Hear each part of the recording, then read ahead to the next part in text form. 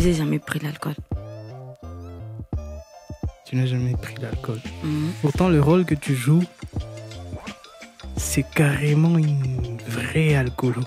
Ben oui, cette casquette m'a beaucoup aidé parce que je dirais pas que j'ai vécu une enfance difficile, mais cette casquette parle de mon père. Ben, de drunk à tout lui, en fait.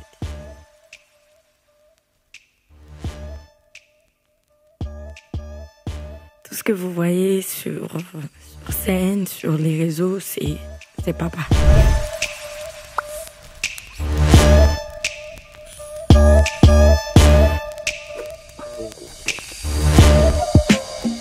Bienvenue encore une fois sur le NNP Podcast. Dans cet nouvel épisode, nous avons eu la chance, encore une fois, les privilèges d'avoir une personne qu'on voit vraiment, qui est une star dans une façon peut-être bizarre. Mais aujourd'hui, on a eu la chance de la voir dans son état vraiment normal. Et c'est surprenant de savoir que malgré les rôles qu'elle joue, elle ne s'est jamais retrouvée dans la situation dans laquelle les gens la connaissent. Et la personne, c'est tout simplement Priska the Drunka. C'est comme ça qu'on l'appelle. Je ne veux pas trop faire une présentation parce que peut-être je ne saurais pas. Je vais me tromper. Je vais l'accueillir et... Karibu, Priska. Merci. Pour les personnes qui ne te connaissent pas, vraiment, c'est quoi cette façon de te présenter qui fait ressortir tout ce que tu es dans la vraie vie? Alors, je suis Priska the Drunka, artiste et humoriste de la ville de Goma. Voilà. Artiste et humoriste de la ville de Goma. Oui. C'est très simple. Oui. Alors, Priska. Présente. Tu es artiste humoriste de Goma. Oui.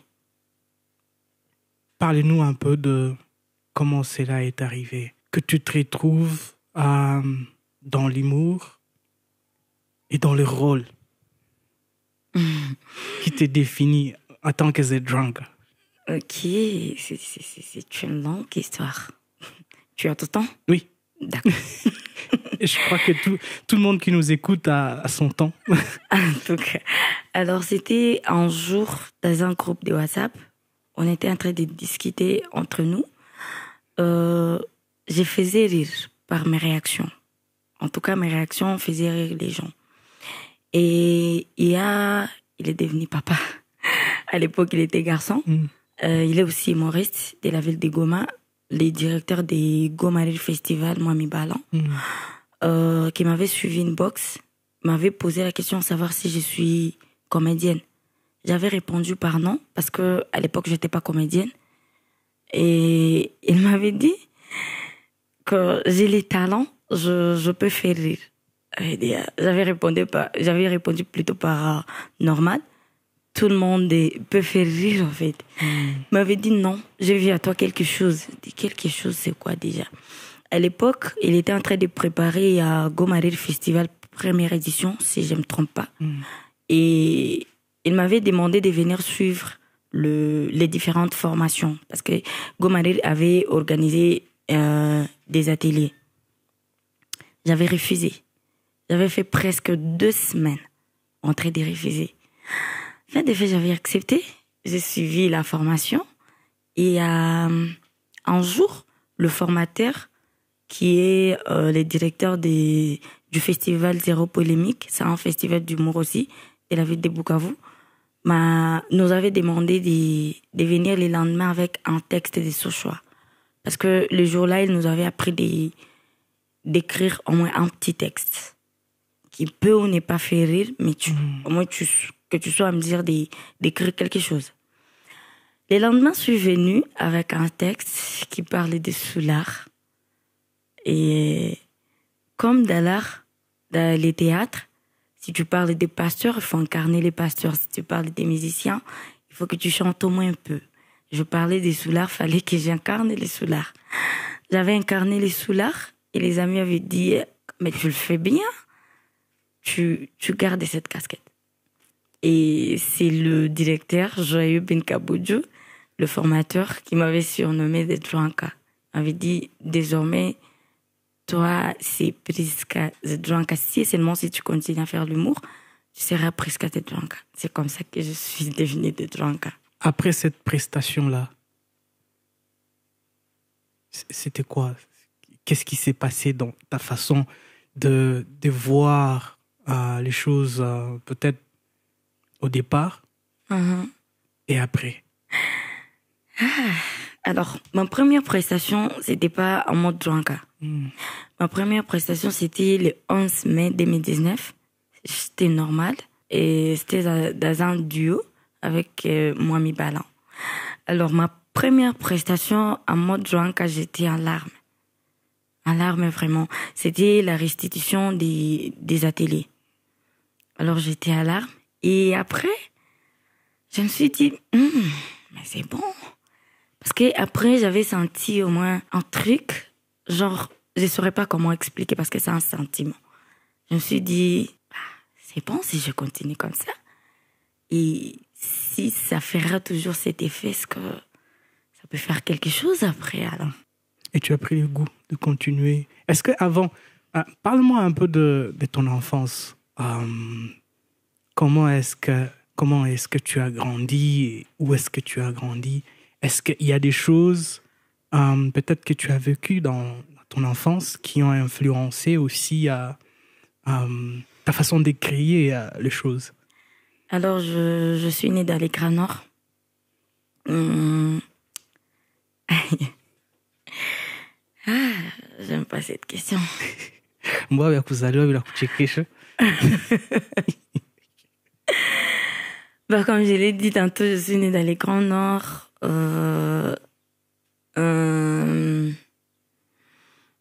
J'avais étudié là-bas jusque... Dans le Grand Nord, tu parles de Butembo? Butembo. Je suis née à Butembo. J'avais étudié à Butembo, sauf l'université. À l'école, je faisais du théâtre aussi, mais bien que du tout, parce qu'à l'époque, je ne savais pas ce qu'est le théâtre, en fait. On dit la défilé, le défilé. La défilé de mode, le défilé. Je m'en fous, je suis une fille. Je faisais aussi la défilé des modes. J'ai chanté aussi dans notre chorale chez les catholiques. Voilà. Oui, cette casquette m'a beaucoup aidée parce que je dirais pas que j'ai vécu une enfance difficile, mais cette casquette parlait de mon père, en fait.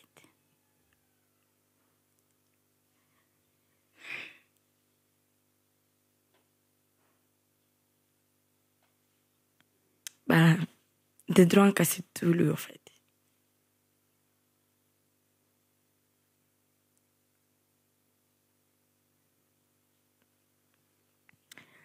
Tout ce que vous voyez sur scène, sur les réseaux, c'est papa. Voilà.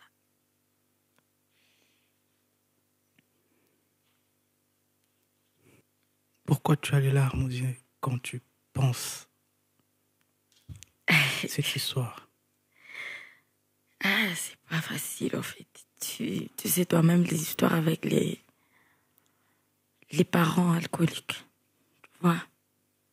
Comment tu as navigué cette enfance?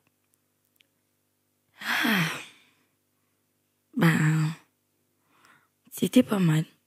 Parce que moi, j'étais pas vraiment avec lui.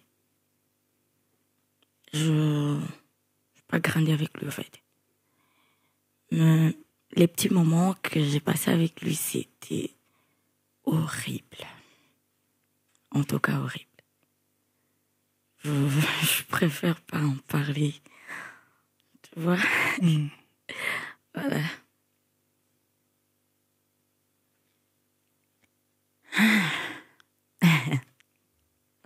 Et ça va déjà. Et ta maman, tu as vécu avec ta maman ou Non. J'avais grandi avec la grande sœur de ma maman. Donc j'étais comme leur fille, en fait. Ils étaient mariés, ils n'avaient pas d'enfants. Je dirais, ils m'avaient adoptée. La grande sœur? Oui, la grande sœur des mamans. Ah, la grande sœur de ta maman. Oui.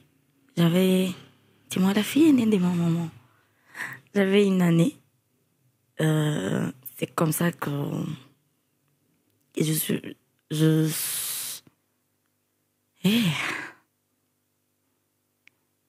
c'est comme ça que j'avais passé mon enfance loin de mes parents. Voilà. Et à chaque fois que tu avais l'occasion d'être avec eux, c'était catastrophique.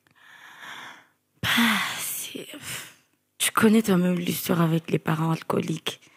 C'est pas facile, en fait. Il y a...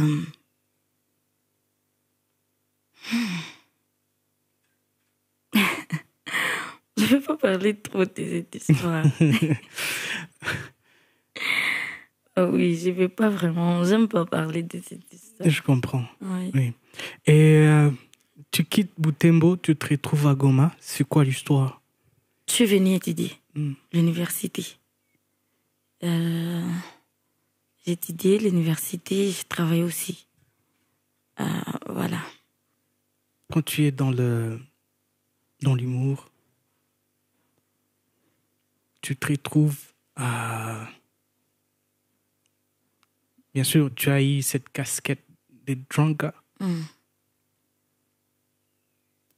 Ça a toujours été quoi l'idée derrière, en fait? Ça a toujours été quoi ton message derrière? Parce que j'imagine que, bon voilà, tu incarnes ce que peut-être tu as vécu.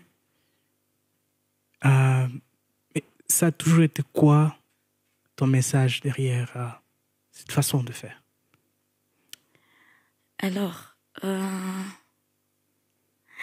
à part faire rire, soit faire passer tel ou tel autre message, personnellement, c'est une thérapie. Pour moi et pour ma famille, en fait. Je me rappelle lorsque ma maman m'avait vu pour la toute première fois sur scène comme ça. Elle m'avait dit merci. Elle m'avait remercié. Elle était à larmes aussi. Et il y a mon petit frère qui vient après moi. Lorsqu'il avait vu ma vidéo sur TikTok, il avait dit ok. Papa et toi, mon amour.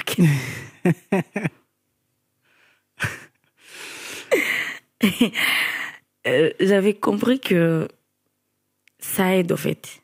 Pas seulement moi, non seulement moi, mais eux aussi. Tu vois. Alors, aussi longtemps que c'est une thérapie pour moi et pour ma famille, en tout cas, je les ferai toujours. Je les ferai toujours.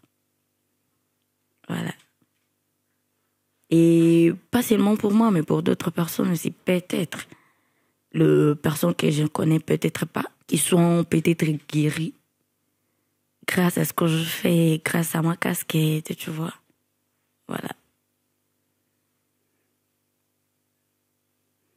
Et ton père, est-ce qu'il a l'occasion de te voir? Non. Mais il a toujours eu des feedbacks. Parce qu'un jour, il m'avait appelé, il m'avait dit, manke naona chagulile maisha ya pombe. Mimi nishashinda toka mwayo. Ule mtoto wangu mwanaume ndio mwenye aiendeleshe, kisha mtoto wangu mwanamke ndio mwenye anaendelesha. Ngambia pardon. Quel maisha? Kanambia, j'ai appris que uko nafanya ma vidéo kule kama njoo kuma TikTok non unalewa. Ah, OK, d'accord. C'est bon comme tu l'as appris. C'est bon déjà. J'ai pas d'explications à te faire en fait. C'est bon déjà. Je lui dois rien. Je lui dois pas des explications parce que il n'est plus avec maman. Il a choisi de faire sa route. Et nous sommes avec maman. Voilà.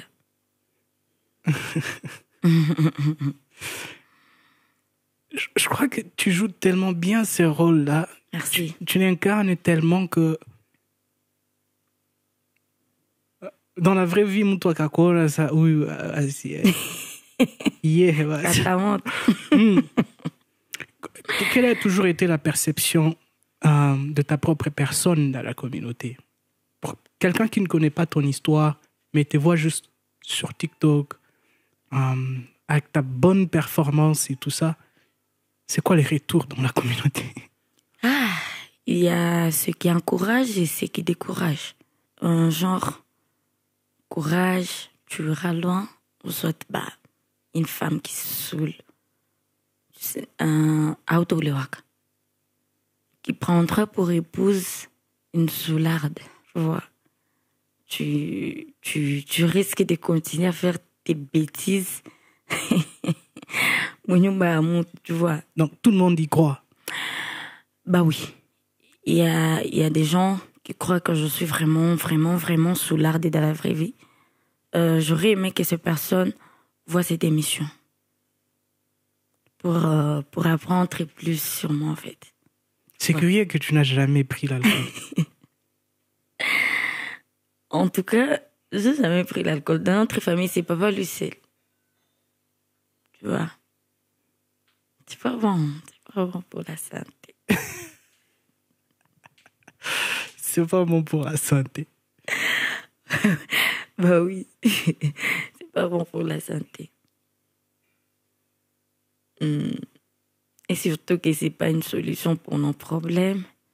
Mais en attendant de trouver la solution, vivons. Vivons. Toi, Iggy. Nous deux. Toi qui n'as jamais bu. Je vais t'assister. C'est seulement si tu prends aussi l'alcool. Non, je prends pas aussi l'alcool. Alors, les gens voient Zedranka, bien sûr, au-delà d'être une thérapie pour toi.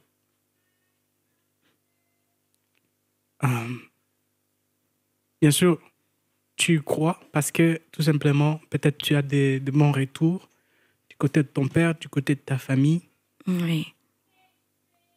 Et les gens pensent que tu t'as mise juste sur TikTok, créer des vidéos, tu es saoul. Qu'est-ce qui a encore été l'apport? Qu'est-ce que tu fais? L'apport de ce que tu fais dans ta vie. Que ce soit, tu crées des vidéos tous les jours, tu es appelé dans des grandes manifestations et tout ça. Qu'est-ce que ça a encore fait dans ta vie de plus? À part la thérapie, il y a aussi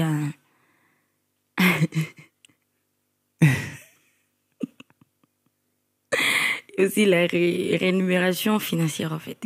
Tu as créé une marque qui te rapporte. Bah oui. Oui. Parce que, à part l'humour, je fais un petit commerce des makayabo. J'ai gagné cet argent dans une prestation. Et je me suis dit, je peux pas tout gaspiller comme ça. Je peux prendre un petit rien pour créer pour entreprendre, quoi. Tu vois. Et à part la thérapie, ça me rapporte quelque chose, quoi. Voilà. Et tu fournis les makayabo à grande quantité? Pas vraiment. Pas trop. Je suis pas encore à ce niveau. J'allais même à Minova. Malheureusement, la route est bloquée suite à la situation sécuritaire. Voilà. Jusqu'où tu comptes amener ton art? Pas très loin. Très loin. Très loin, vraiment. J'ai une vision. Elle est vraiment grande. Bah oui. Je rêve mourir après avoir réalisé cette vision. Parce que je rêve réunir les artistes et humoristes femmes de toute l'Afrique. De toute l'Afrique. sur une même scène. En tout cas, j'y crois. C'est difficile, mais pas impossible. Voilà. Oui, c'est difficile, mais pas impossible, bien sûr. Moi, je suis d'accord avec toi parce que tant qu'on vit, tout est possible. En tout cas, oui. Et les difficultés, il faut juste être suffisamment informé pour naviguer les difficultés de la vie. Oui, oui.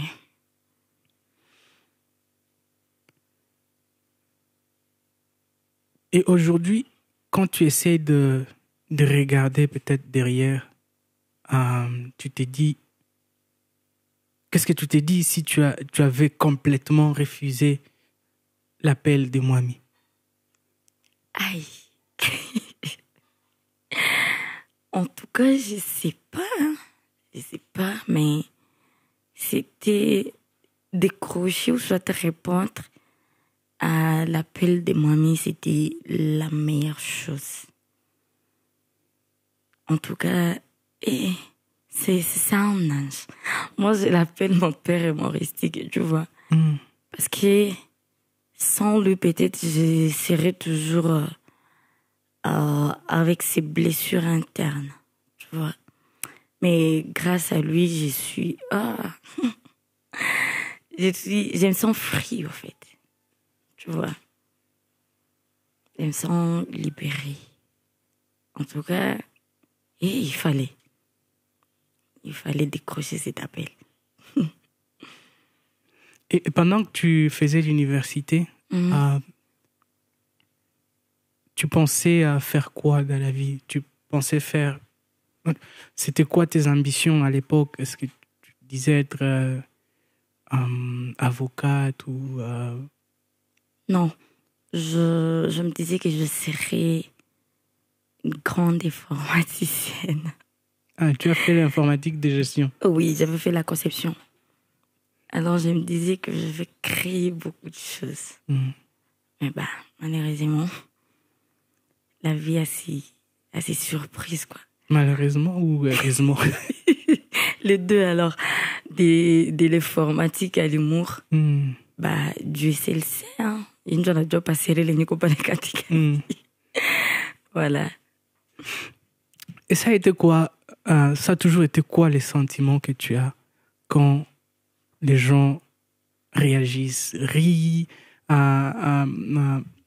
comme des malades sur peut-être l'incarnation de ce qu'était la vie de ton père? Ça te fait quoi personnellement? Ça me fait du bien, hein. Je suis déjà habituée, tu vois. Mais avant je faisais plutôt mes prestations en larmes. Je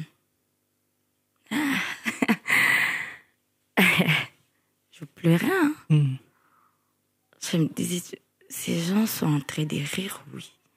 Mais ils rient de mon père.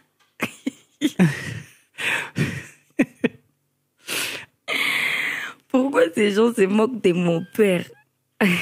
Tu vois? Parce qu'ils ne savent pas. Alors,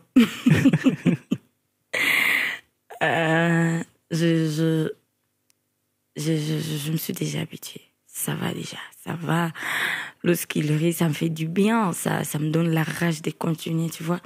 Ça me booste, ça m'encourage, ça... En tout cas, ça fait du bien. Tu vois. Parce que je vois les gens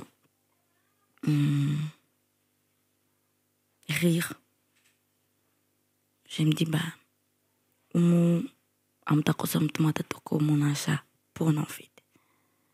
et ça me fait du bien. Parce qu'Anna, j'y retrouvé tout simplement dans ce que tu es en train de faire ou parce qu'il a eu le temps de rire?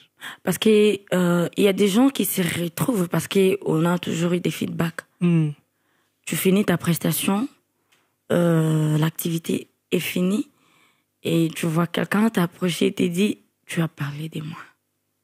Tu as parlé de mon ami ou tu as parlé de mon frère. En tout cas, merci beaucoup. J'ai fait une vidéo, je vais l'envoyer à mon frère. En tout cas, merci beaucoup. Et l'autre qui est venu juste pour rire. Lui, il pense que c'est juste pour rire, mais ataenda kishalikuya. Tu vois, atakuwa ashachamule musal, au moins une petite partie de ses stress. Tu vois, et personnellement, ça me fait du bien. Wow. Et aujourd'hui, s'il faut parler du bilan de ton travail, de tout ce que tu fais, qu'est-ce que l'humour t'a aidé vraiment à accomplir dans ta vie? Au-delà d'avoir cette thérapie, aussi avoir peut-être ton business, quelle autre chose que ces talents, cet art t'a aidé à faire dans ta vie en tant que jeune fille à Goma et tout? Alors, ça m'a apporté des connaissances, des relations. Parce qu'on a toujours dit que Zangagno se met dans la relation. Alors, l'humour m'a apporté des relations. En tout cas, que peut-être si je n'étais pas humoriste, j'allais même pas avoir un jour ces relations. Tu vois, par exemple, l'humour m'a apporté une grande connaissance NNP. Ben oui. Oui, je crois que c'est la première fois on s'est connus quand on faisait des confinés. Voilà. Voilà. Tu vois, c'est grâce à l'humour. Oui. À l'époque du confinement. Oui. Voilà, c'est grâce à l'humour. Et à part NNP, il y a beaucoup d'autres personnes, beaucoup d'autres entreprises. Voilà. En tout cas, vraiment chapeau à ces groupes de personnes qui vous encadrent.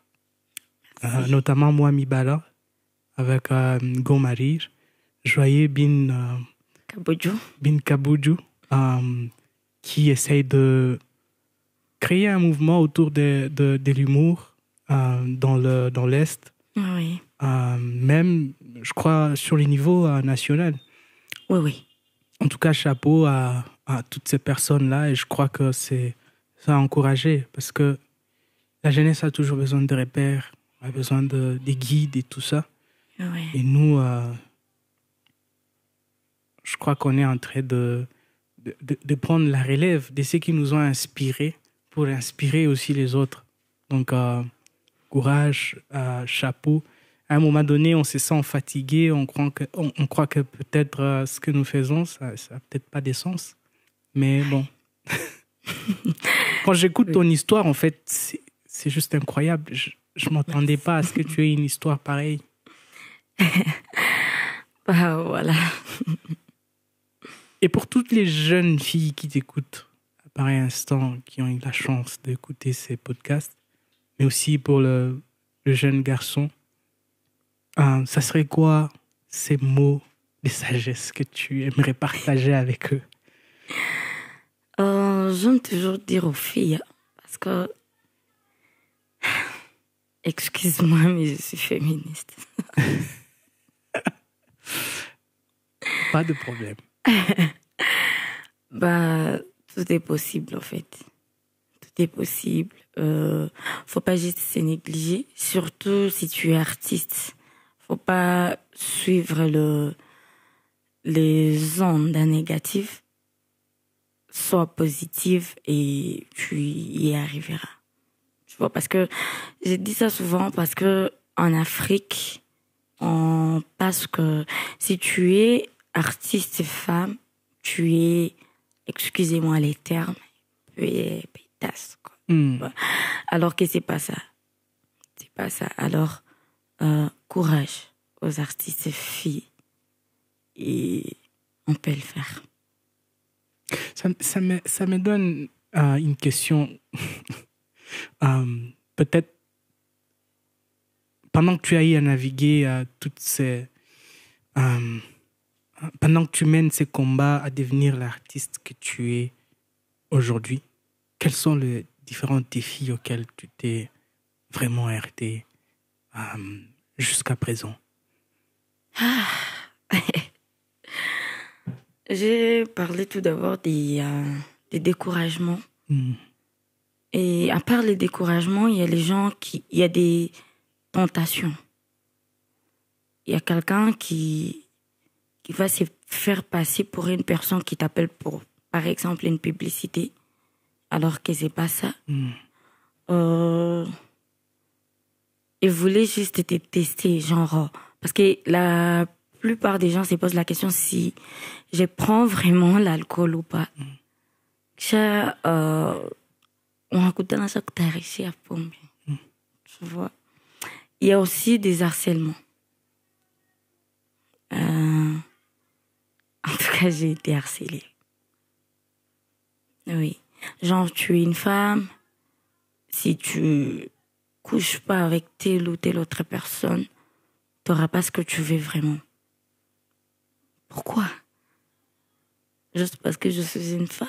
Ou juste parce que je suis la drunker? Ou... Pourquoi? Tu vois? Oui. Et qu'est-ce qui t'a aidé à vraiment aller au-delà de tout ça? Alors, j'ai eu la chance tout d'abord d'être élevée par des parents chrétiens et qui respectent beaucoup ce qu'on appelle la dignité. Et ils m'avaient appris ça. À part les parents, j'ai eu la chance d'être entourée par des bonnes personnes et qui me rappellent toujours que je suis forte, en fait. Et si je travaille dur, j'aurai ce que je veux et j'atteindrai mes objectifs. Et tu vas parler de Mwami, tu vas parler de Joyeux, il y a Gomedi, il y a d'autres artistes qui ne sont même pas humoristes, tu vois. Alors, tout ça m'a beaucoup aidé. Donc, tu te dis, si je fais ça, c'est ma dignité. Non seulement la mienne, mais celle de ma famille. Pas seulement celle de ma famille, mais celle de mon entourage. Tu plies tes bagages, tu rentres. Tu perds l'argent, mais tu gardes ta dignité. Voilà. Je crois que c'est ça le plus important. Oui. Si tu perds ta dignité, tu perds encore plus que l'argent. En tout cas, oui. Voilà. En tout cas, merci beaucoup pour ces partages, The Drunker. C'est moi qui vous remercie, c'est un honneur. C'est un honneur pour nous aussi de te recevoir. Merci. Tu as su construire un profil vraiment qui donne du sourire aux gens, qui donne de l'espoir peut-être aux autres et qui interpelle plusieurs. Et je crois que c'est, bien sûr, c'est en comprenant des histoires derrière chaque situation qu'on arrive encore à aimer plus les autres. Donc, des fois, on juge notre entourage sans pour autant comprendre exactement c'est quoi l'histoire de cette personne. C'est ça les grands problèmes. C'est quoi sa vie? Qu'est-ce qui l'a poussé à faire ça? Et moi, j'étais vraiment curieux à savoir comment tu arrives à aussi bien incarner ce rôle-là. Et curieusement, la première question, est-ce que tu n'as jamais pris de l'alcool? Alors, c'était juste, ok, comment se fait-il? Donc, cela dit que tu as beaucoup de talents et tu arrives vraiment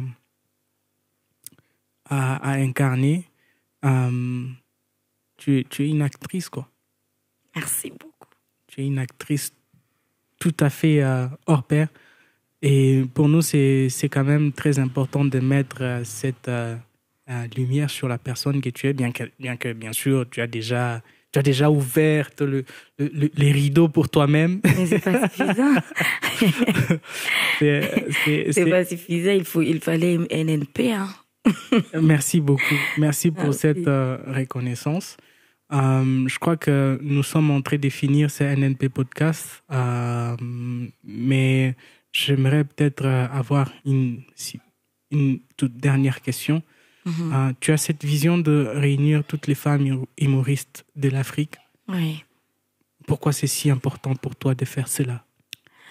Parce que de tout ce que nous faisons, nous pensons qu'ici, il n'y a pas des hommes, ça ne sera pas bon. Alors, je vais les faire, pas pour prouver, mais pour montrer, c'est différent de prouver, que même s'il n'y a pas des hommes, de tout ce que nous faisons, ça peut être grand, quoi. Ça peut être une chose grandiose. C'est possible, tu vois. C'est ça. Est-ce que tu penses que les femmes se sous-estiment? Ben oui. Oui. On se sous-estime trop. Trop. Je sais pas pourquoi. Tu vois. Mais il y a quelqu'un qui te dira que c'est naturel. Mais je pense pas que c'est naturel. On se crée ça. Tu vois.